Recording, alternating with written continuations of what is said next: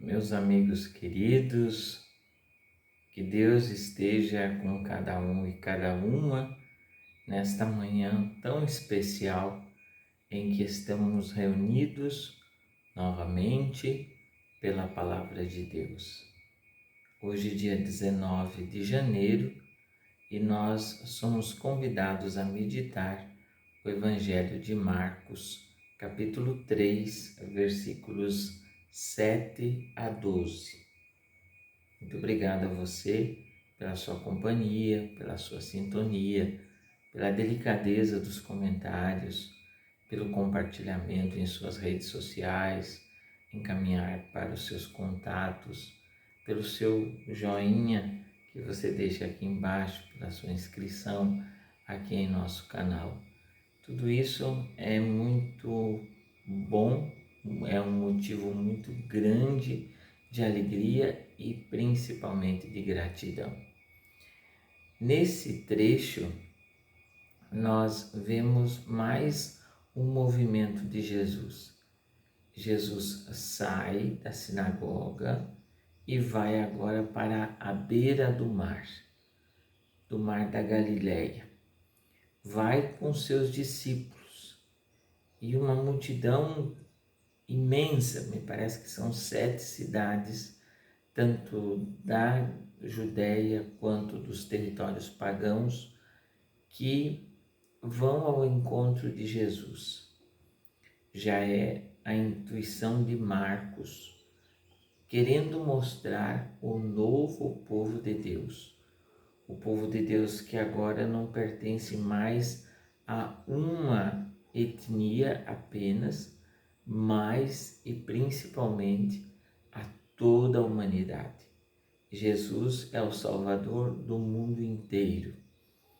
E nesse caminho, nesse retirar-se com seus discípulos, para que Jesus não fosse esmagado, não fosse sufocado, não fosse imprensado literalmente, Jesus pede aos seus discípulos que lhe arranjem uma barca, ou conforme a tradução, um barquinho.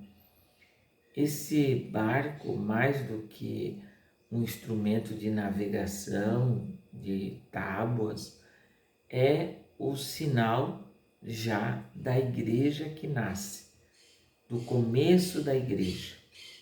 As pessoas vão até Jesus porque ouvem dizer o que ele está fazendo, as maravilhas que ele está fazendo.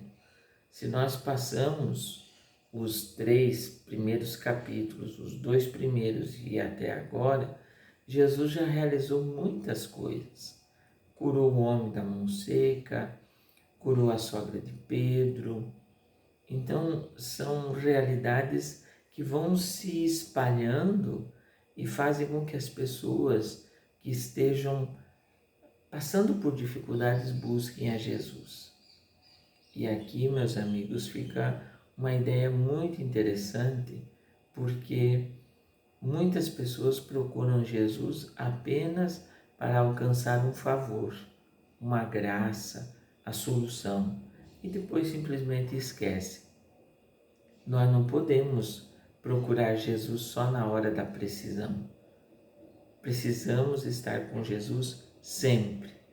E esse estar com Jesus sempre significa ser discípulo, ser missionário, participar da vida de uma comunidade. Nós não podemos ser, repito, cristãos avulsos. Tem pessoas que dizem: mas eu rezo em casa, é a mesma coisa. Nos tempos fortes da pandemia, era justificado rezar em casa, porque as nossas igrejas estavam fechadas, porque estávamos num contexto em que o contágio era altíssimo. Mas agora que nós podemos e devemos, precisamos nos sentir comunidade, membros da comunidade, irmãos e irmãs em Cristo. As pessoas que não podem, pelas limitações da idade e da saúde, compreensível. Por isso que tem televisões de inspiração católica que transmitem as celebrações ou até mesmo algumas páginas aqui pelo Facebook ou pelos outros canais, pelas outras redes sociais. Mas nós não podemos ser avulsos. Nós somos, se queremos de fato estar com Jesus, nós precisamos estar na comunidade. Não vamos procurar Jesus só para obter uma graça, para obter um favor. Vamos estar com Jesus porque Ele é o nosso mestre, Ele é o nosso libertador. As pessoas iam e até faziam um sacrifício, se lançavam em cima dele para poder tocá-lo, porque ele curava a todos. E é interessante que essa multidão, ela não fala. Quem fala são os espíritos impuros. A tradução na liturgia está espíritos maus. No grego é impuros, para lembrar aquele sistema que movia a sociedade do tempo de Jesus, o sistema da pureza e da impureza. Esse sistema, esse jeito, essa organização social, política, econômica, religiosa, fazia com que as pessoas fossem divididas em duas classes: aqueles que praticavam a lei, que cumpriam todos os preceitos da lei e eram tidas como puras, e aqueles que não conseguiam praticar a lei, que não conseguiam viver conforme as prescrições e eram tidas como impuras, sempre entre aspas. Essas pessoas impuras, elas introjetavam tanto dentro delas essa exclusão que acabavam por se tornar pessoas excluídas, pessoas abandonadas, pessoas à margem da sociedade. Por isso que elas são as primeiras a experimentar a força libertadora de Jesus e por isso que reconhecem: tu és o Filho de Deus, professam na fé. Não que saiu alguma coisa delas, não é isso. Não vamos ficar imaginando aquelas cenas daqueles filmes de terror. Não, as pessoas estão professando a fé, elas estão se convertendo.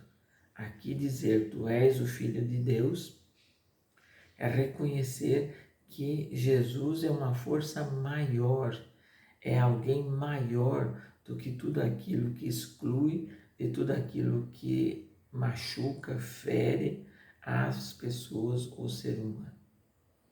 Por isso, meus amigos, vamos pensar, ainda que Jesus proíba severamente, esse proibir severamente é uma parte da teologia de Marcos.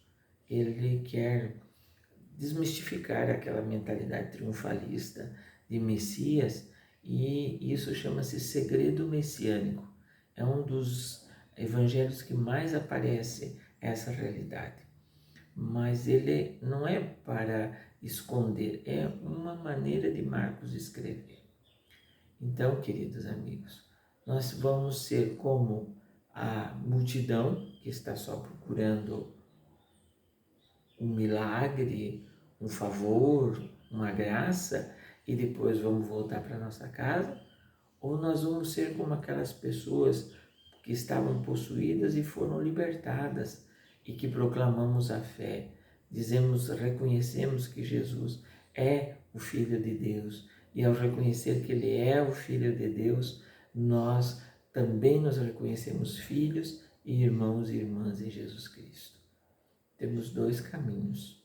Tomara que escolhamos o caminho da libertação, o caminho da filiação e da fraternidade, e não apenas aqueles de receber um favor e de esquecer da bondade de Deus.